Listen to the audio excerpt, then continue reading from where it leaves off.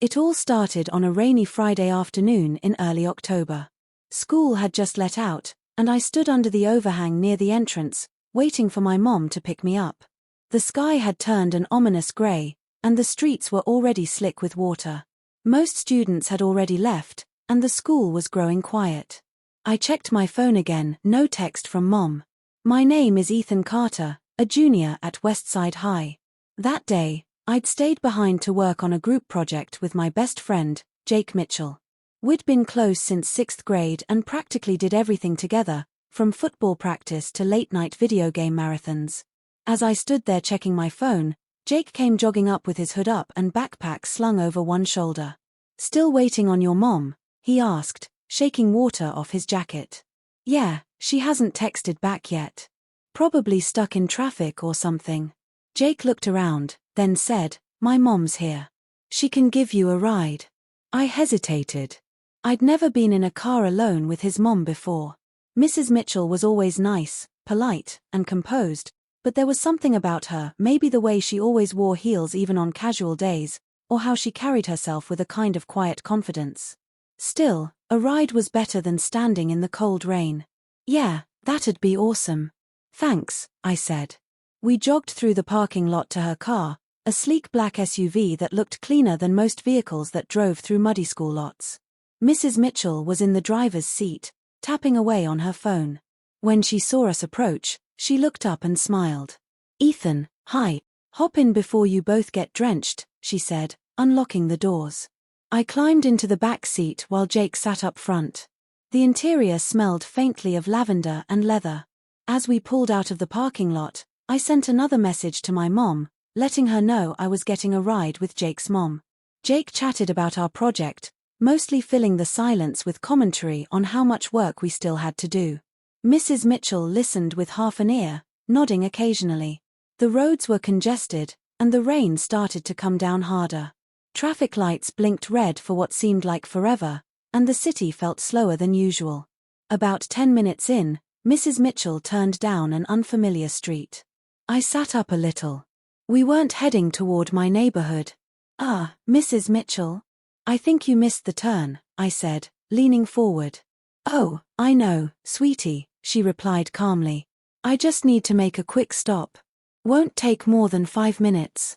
Jake, do you mind hanging out while I run inside for a second?" Jake shrugged. "Sure, I guess."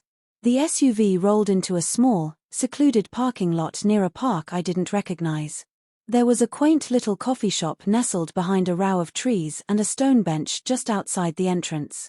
She shifted into park, turned to Jake, and smiled. "Be right back." As soon as she stepped out, Jake turned in his seat and looked at me. "She always does this random errands," he said. "It's usually just coffee or some weird gluten-free bread she likes." "Oh," I said, trying to sound casual. Still, I couldn't help feeling that something was different this time. About 15 minutes passed.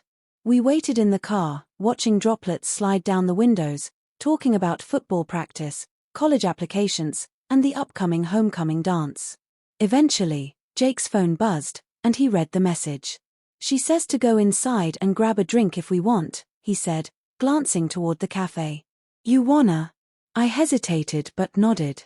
We stepped out and walked into the warm, cozy shop.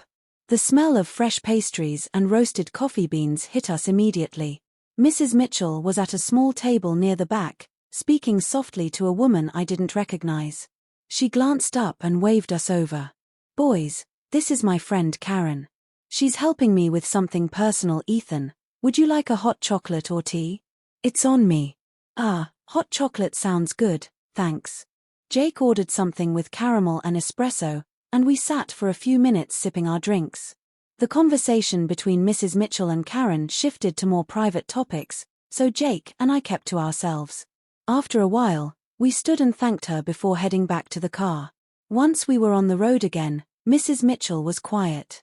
Jake had dozed off, his head against the window. She glanced at me in the rearview mirror.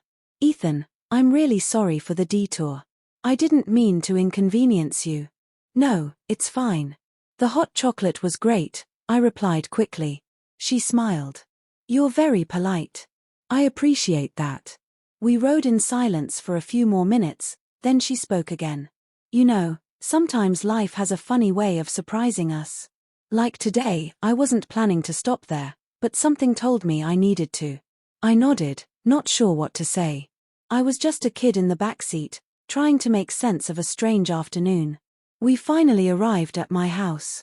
The porch light was on, and I could see my mom's car in the driveway. I reached for the handle, but Mrs. Mitchell stopped me gently with her voice. Ethan. I turned. You're a good friend to Jake. And I hope you keep being the kind of young man who pays attention to the little things. I'll try, I said, a little confused, but respectful. Good night, sweetheart, she said, her voice warm. I stepped out into the rain and waved as the SUV pulled away. That night, I kept thinking about the whole thing.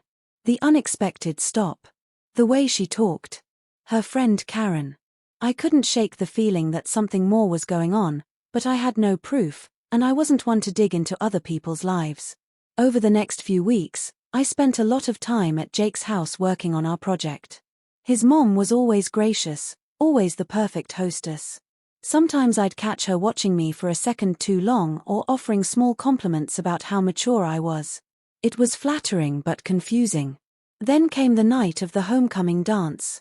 I'd asked a girl named Emily, and Jake had a date too. We were both nervous, but it ended up being a great night.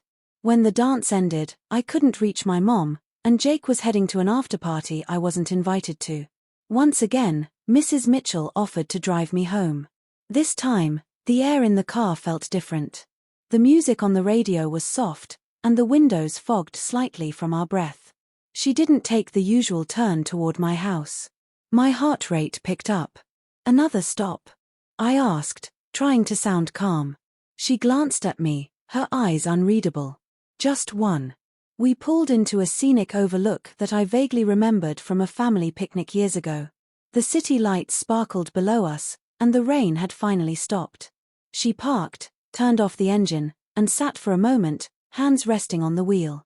I stared out the window, unsure of what was going on. You know, she said quietly, being a parent is hard. Especially when you're doing most of it alone. You give, and sometimes you forget who you are. I didn't say anything. I didn't know what to say. She turned to face me. Sometimes I talk too much, she added with a soft laugh. But thank you for listening. You're a good listener. I try, I said again, feeling more like a child than ever before. The silence stretched. Then she smiled again, started the car, and drove me home without another word.